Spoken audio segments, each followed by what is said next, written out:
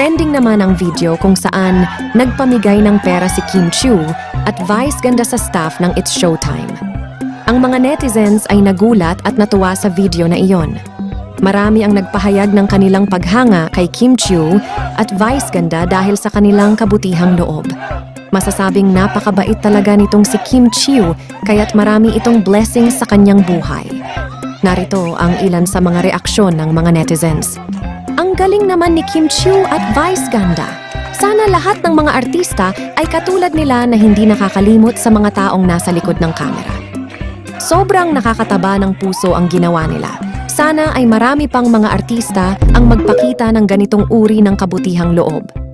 Napakaswerte ng mga staff ng It's Showtime dahil sa kanilang mga boss na tulad ni Kim Chiu at vice ganda.